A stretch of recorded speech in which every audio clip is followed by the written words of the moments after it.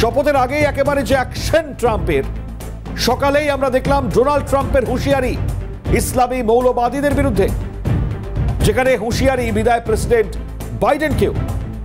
চাপ বাড়ছে ইউনূসের ওপর। এক বড় প্রশ্ন, কারণ ছুটির দিনে ঢাকায় ছুটি বাতিল মার্কিন দূতাবাসের। ভারপ্রাপ্ত রাষ্ট্রদূতের দফায় দফায় বৈঠক, ঢাকার রাস্তায় উধাও আইসিস পতাকা। খিলাফত নয়, সুর নরম রোহিঙ্গা মাহফুজ আলমের।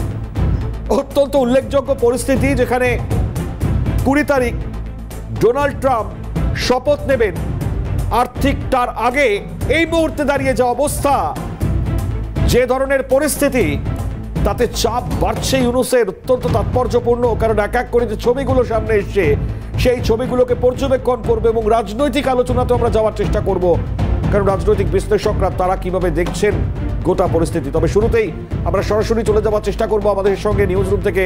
এই মুহূর্তে আমাদের চিফ রিপোর্টার সত্যজিৎ মুখোপাধ্যায় রয়েছেন সরাসরি। সত্যজিৎ, অত্যন্ত গুরুত্বপূর্ণ এই মুহূর্তের পরিস্থিতি, কারণ বাংলাদেশের লাগাতার একদিকে ঘরের ভেতরেই যে অবস্থা, আর ডোনাল্ড ট্রাম্প শপথ নেওয়ার পর কি হবে ছবি, তা মোটামুটিভাবে এখনই হয়তো অনুমান করা যাচ্ছে। কি মনে হয়? দেখো মনে হয় তুমি যে তথ্য জানাচ্ছিলে একদমই সঠিক। তুমি দেখবে আমাদের স্ক্রিনে ইউনূসের স্মিত হাসি, এবং সেই হাসিটা আগামী 9 দিনে আস্তে আস্তে আস্তে আস্তে আস্তে আস্তে ছোট হয়ে যাবে। আমরা বলছি বাংলাদেশের যারা দর্শক, এখানকার দর্শক, তারা মিলিয়ে নেবেন। অবশ্যই আমরা জ্যোতিষী নই, কিন্তু নির্দিষ্টভাবে তথ্য তো কথা বলে, সেই তথ্যের ভিত্তিতে কথা বলছি। এবং আজকে আমরা যে স্ক্রিনে ছবিটা দেখানোর চেষ্টা করব, ঢাকায় মার্কিন দূতাবাস। তুমি জানো যে বাংলাদেশে ছুটির দিন, সপ্তাহান্তের ছুটির দিন শুক্রবার এবং শনিবার। এই শনিবার দিনও আজকে তুমি দেখবে ঢাকায় যে মার্কিন দূতাবাসটি রয়েছে, সেখানে সকাল 8টা থেকে অফিস খোলা হয়েছে। আমরা বলছি তথ্য মিলিয়ে নিন। এবং নির্দিষ্টভাবে যিনি ভারপ্রাপ্ত রাষ্ট্রদূত এসছেন, ট্রেসি অ্যান জ্যাকবসন, এই জ্যাকবসন ঠিক সকাল 8টা 5 মিনিটে তিনি অফিসে প্রবেশ করেছেন, তথ্য আসছে আমাদের কাছে। এবং এসেই তিনি 3টে রুদ্ধদ্বার বৈঠক করেছেন, এবং সেই বৈঠকে প্রথমেই তিনি সিআইএর যে ঢাকা স্টেশন চিফ রয়েছেন তার সঙ্গে কথা বলেছেন, এবং তারপর সেখানকার সমস্ত কর্মী আধিকারিকদের সঙ্গে তিনি কথা বলছেন। এবং এরকম একটা পরিস্থিতি যে ঢাকায় মার্কিন দূতাবাসের আগামী 9 দিন সমস্ত ছুটি বাতিল করে দেওয়া হয়েছে সমস্ত কর্মী আধিকারিকদের। এবার তুমি প্রশ্ন করবে যে মণিময়, যে যখন কোনো উৎসব নেই, কোনো জরুরি অবস্থা নেই, তখন হট করে বাংলাদেশের মতো একটা অকিঞ্চিতকর দেশের জন্য মার্কিন দূতাবাসের সমস্ত ছুটি বাতিল হলো কেন? কারণটা কি? কোনো কিছু তারা লুকোতে চাইছেন, কোনো কিছু লোপাট করতে চাইছেন? এই গত 5 মাসের কোনো তথ্য। এবার তোমাকে একটা অন্য তথ্য দিই, সেটা হলো তুমি দেখবে যে গতকালই যে ছবিটা এসেছিল, যে ছবিটা এসেছিল যে মাইক ডেভিস হলেন টিম ট্রাম্পের অন্যতম খুব কাছের একজন ব্যক্তি, এবং তিনি পেশা আইনজীবী। ডোনাল্ড ট্রাম্পের যে লিগ্যাল সেল আছে তার মাথায় তিনি বসে আছেন। এই মাইক ডেভিস, তিনি ট্রাম্পের বাড়িতে অবাধ যাতায়াত বলে শোনা যায়। তিনি একটি টুইট করেছিলেন বা এক্স হ্যান্ডেলে পোস্ট করেছিলেন, সেখানে তিনি পরিষ্কার বার্তা দিয়েছিলেন বাইডেন এবং ঘনিষ্ঠদের যে সময় চলে এসছে, যত ধরনের দুর্নীতি সবগুলো সামনে আসবে, প্রস্তুত থাকুন। এবং মানে দিন গড়াতে না গড়াতেই তুমি দেখবে একেবারে সরাসরি ডোনাল্ড ট্রাম্প শপথ নেওয়ার আগে এই যে ওপেন বর্ডার পলিসিতে বাইডেনকে পুরো ধুয়ে দিয়েছেন, এবং পরিষ্কার বলেছেন তার এক্স হ্যান্ডেল পোস্টে যে যেভাবে এই মৌলবাদের বাড়বাড়ন্ত হয়েছে তা মেনে নেওয়া যাচ্ছে না। একদম জঘন্যতম প্রেসিডেন্টের নাম হচ্ছে বাইডেন আমেরিকার ইতিহাসে। এটা বাইডেনের পরিষ্কার হুঁশিয়ারি, হুঙ্কার, তুমি যেভাবে ব্যাখ্যা করো, সরাসরি জো বাইডেনকে আমেরিকার ইতিহাসের সবথেকে জঘন্য প্রেসিডেন্ট আখ্যা দিয়ে দিয়েছেন হবু প্রেসিডেন্ট ডোনাল্ড ট্রাম্প। সুতরাং কি হতে চলেছে তুমি বুঝতেই পারছো যে ট্রাম্পের আজকের বক্তব্যে কি হতে চলেছে। এইবার যে বিষয়টি, অর্থাৎ তুমি মাইক ডেভিসের বক্তব্যে চলে আসো, যিনি ট্রাম্পের লিগ্যাল অ্যাডভাইজার এই মুহূর্তে। তিনি বলছেন কি সমস্ত দুর্নীতির পর্দাফাশ করা হবে আগামী 4 বছর ধরে। এবং তুমি এখানে দেখবে, তুমি বাংলাদেশের প্রেক্ষাপটে চলে এসো। ডোনাল্ড ট্রাম্প এমন একজন কিছুটা মানে বোড়ে টাইপের একজনকে পেতে চাইছে, যাকে ধরলে, যেটাকে মানে সহজ মানে ইজি টার্গেট যাকে বলা হয়, যাকে ধরলে এই যে বাইডেন জামানায় জর্জ সরোজ, বাইডেন বা হিলারি ক্লিন্টনের যে যাবতীয় দুর্নীতির পর্দাফাশ তিনি করতে পারবেন সেই পথে তিনি এগোচ্ছেন। এক্ষেত্রে গোয়েন্দা রিপোর্ট অনুসারে যে তথ্য উঠে আসছে এবং উইকিলিক্সের রিপোর্টটা বেরিয়েছিল যে এই হিলারি ক্লিন্টন তার সঙ্গে আমাদের পূবের প্রতিবেশী যে মোহাম্মদ ইউনুস তার দীর্ঘদিনের ব্যবসায়িক লেনদেন রয়েছে এবং গ্রামীণ আমেরিকা নামে যে প্রতিষ্ঠানটি নিউ ইয়র্কে রয়েছে সেখানে এই সংস্থা বা এই কোম্পানির প্রেসিডেন্ট পদে রয়েছেন এই মোহাম্মদ ইউনুস এবং হিলারি ক্লিন্টন তিনি হচ্ছেন এই কোম্পানির সেক্রেটারি।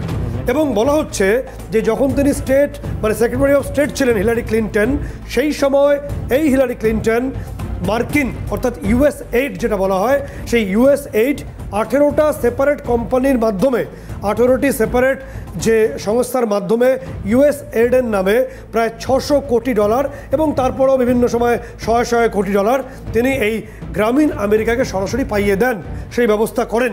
এবং আমেরিকার বুকে এই হিলারি ক্লিন্টন এবং নির্দিষ্টভাবে এই মোহাম্মদ ইউনুসের 35টি কোম্পানি আছে, তার মধ্যে গার্মেন্টস আছে, এই মাইক্রোফিন্যান্স কোম্পানিগুলো আছে। এরপর যে তথ্য জানার চেষ্টা করছেন এবার বর্তমানে টিম ট্রাম্প, তার মধ্যে তুলসী গ্যাবার্ড আছেন, কাশ পাটেল রয়েছেন এবং এই মাইক ডেভিস এরা রয়েছেন। এরা জানার চেষ্টা করছেন যে ঠিক কিভাবে বাংলাদেশের বুকে হিলারি ক্লিন্টন তার এই ব্যবসায়িক বন্ধুকে পাঠিয়ে সেখান থেকে মূলধন পাওয়ার চেষ্টা করছিলেন এবং সামনে মৌলবাদের ছবিটা তুলে ধরে। এবং তুমি দেখবে যে যখনই মার্কিন দূতাবাসে এই ছবি আমরা পাচ্ছি, ছুটি বাতিল হয়ে গেছে, ব্যাপকভাবে কাজ চলছে, সেখানে কি কাজ আমরা তো এখান থেকে সার্বিকভাবে সেই ছবি তুলে ধরা সম্ভব নয়, তবে শোনা যাচ্ছে এমন কিছু কাজ এই 9 দিনের মিশন, 9 দিন তো সময়, এই 9 দিনের মধ্যে এমন কিছু করতে চাইছেন যাতে গত 5 মাসের হিলারি ক্লিন্টন এবং তাদের যে সিন্ডিকেটটি আছে তার যাবতীয় তথ্য যাতে লোপাট করা যায় এমন আশঙ্কা বিভিন্ন জায়গাতে করা হচ্ছে। এবং তার পাশাপাশি তুমি দেখবে যে ছবি অর্থাৎ এই যে নির্দিষ্টভাবে জ্যাকবসন এসছেন, তিনি 3টে লক্ষ্যকে নিয়ে এসছেন। একটা হচ্ছে যে দেশ জুড়ে একটা এমন অস্থিরতা তৈরি করে দাও বাংলাদেশ জুড়ে যাতে এই ইউনুসকে নিয়ে সহজে বেরিয়ে যাওয়া যায়। দ্বিতীয়ত যদি যে কোনোভাবে হোক আরাকান আর্মিকে পুশ করো যাতে আক্রমণে সেখানে বর্ডারে অস্থিরতা হয়। এই সমস্তের মধ্যে দিয়ে যে কোনোভাবে ইউনুসকে নিয়ে প্রাইভেট জেটে করে একটা অন্য দেশে উড়ে যাওয়া, যেখানে ইউনুস অনেকটাই ট্রাম্পের হাতের বাইরে থাকবেন। ইউনুস যদি ট্রাম্পের হাতে চলে আসে তাহলে ইউনুসের তো কপাল পূর্বেই, মোহাম্মদ ইউনুসের। একই সঙ্গে তার যারা বন্ধুবান্ধব 35-40 বছরের ব্যবসায়িক যারা পার্টনার রয়েছেন, হিলারি ক্লিন্টন বা এই নির্দিষ্টভাবে তুমি জর্জ সরোজের নাম বলতে পারো, বিল ক্লিন্টন, বা পাশাপাশি রয়েছে তোমার বাইডেনের একাধিক সহযোগী রয়েছে, এদের প্রত্যেকের একেবারে শিরের সংক্রান্তি বলাই বাহুল্য। তুমি দেখবে এরপরে যে ছবিটা আসছে নির্দিষ্টভাবে মাহফুজ আলম তিনি কি বলেছিলেন, তিনি বলেছিলেন 15 জানুয়ারি আমরা খিলাফত প্রতিষ্ঠা করব, ইসলামিক রাষ্ট্র ঘোষণা করব। এবং যে মুহূর্তে ইউনুস বুঝে গেছেন যে ট্রাম্প আসল জায়গায় হাত দিয়ে নিয়েছে এবং তার ভবিষ্যৎ অত্যন্ত খারাপ, সেই মুহূর্তে তুমি দেখবে মাহফুজ আলমের গলায় উল্টো সুর, এই রোহিঙ্গা মাহফুজ, এবং তিনি বলছেন আর খিলাফতের প্রয়োজন নেই, আমরা সময় নিচ্ছি। কি বলছেন এই রোহিঙ্গা মাহফুজ আলম, সেই ছবি আমরা সেই বক্তব্য দর্শকদের শোনাবো। ভাই বোন আছে তারা যেন ট্রাস্ট পান, এই দেশটা তাদের, এই দেশটা সকল যদি ওয়াইডার কনসালটেশনের ভিতরে 15 জানুয়ারি হয় 15 জানুয়ারি হতে পারে, কিন্তু সরকার যেটা চাচ্ছে যে সব পক্ষগুলোর সাথে এই কনসেনসাসের ভিত্তিতে করুক। এটা আমরা মনে করি শিক্ষার্থীরা এই ধৈর্য ধারণ করবে, সংযম দেখাবে এবং এইটা সবার মাধ্যমে যদি হয়, সর্বসম্মতিক্রমে হয়, তাহলেই মনে করি এটা বাংলাদেশের জন্য ভালো হবে। মেয়াদ অথবা পরিধির ভিত্তিতে আমি মনে করি নির্বাচনের ডেট ঠিক হবে। সুতরাং এটা আজকালকার মধ্যে ঠিক হওয়াটা আমি মনে করি না এটা যৌক্তিক হবে, বরং সংস্কার কমিশনগুলোর রিপোর্ট যখন হবে এবং এটার ভিত্তিতে যখন রাজনৈতিক দলগুলোর সাথে কনসালটেশন হবে তখন এটা স্পষ্ট হবে। দেখো মনিবয়, যে বক্তব্য তুমি শুনলে মাহফুজ আলম, যে এই খিলাফত আন্দোলন থেকে মৌলবাদের প্রধান মাথায় এই মাহফুজ আলম, যার মাধ্যমে crore crore dollar, US dollar বা অন্যান্য বৈদেশিক মুদ্রা এসছে এই মৌলবাদীদের শক্তি বৃদ্ধি করার জন্য এবং হাসিনাকে দেশ ছাড়তে বাধ্য করার জন্য, সেই মাহফুজ আলম একদম ভদ্রলোকের সন্তান, কি সুন্দর বক্তব্য রাখছেন। খিলাফত নয়, একেবারে সুর নরম করে ফেলেছেন রোহিঙ্গা মাহফুজ আলম। একদম একদম একদম সুঠুর নরম করে সে বলছে এই দেশ সবার দেশ। অদ্ভুত ব্যাপার, কি মার্কিন চাপ, বুঝতে পেরেছো? এবং তার পাশাপাশি যে ছবিটা উঠে আসছে তুমি দেখবে যে এই যে দেশ জুড়ে অস্থিরতা তৈরির চেষ্টা করার জন্যই বাংলাদেশের যে ট্রেডিং কর্পোরেশনের যে কার্ডস, যার 40 লক্ষ কনজিউমার আছে, উপভোক্তা আছে, সেই কার্ড রাতারাতি বাতিল এবং ফলে মানুষ কিনতে পারছেন না কিছু। ফলে আজকে দুপুর 2টোর পরে এই 40 লক্ষ মানুষের একটা বড় অংশ যমুনা ভবনে ইউনূসের বাসভবনের দিকে তারা একটা লং মার্চ, তারা বিক্ষোভ প্রদর্শন করতে পারেন। একই সঙ্গে কোনো কারণ ছাড়া বিডিআরের চাকরিচ্যুত জওয়ানরাও তারাও যমুনা ভবনের দিকে তারা এগোবেন। ফলে এই যে অস্থিরতা তৈরির চেষ্টা করা হচ্ছে, এটা অনেকটাই ফ্যাব্রিকেটেড বা তৈরি করানো হচ্ছে ইউনূসের পালানোর পথকে প্রশস্ত করতে বলে একটা বড় অংশ মনে করছেন। তার সঙ্গে ইউনূস জেনে গেছেন যে তার যে উপদেষ্টার যে কমিটি আছে তার মধ্যে 19 জন যাদের মার্কিন পাসপোর্ট আছে, এই মার্কিন পাসপোর্টধারী 19 জনের যাবতীয় তথ্য ইতিমধ্যেই ডোনাল্ড ট্রাম্পের টেবিলে চলে গেছে। ফলে এদেরকে এবার নজরদারি আওতায় আনা হচ্ছে।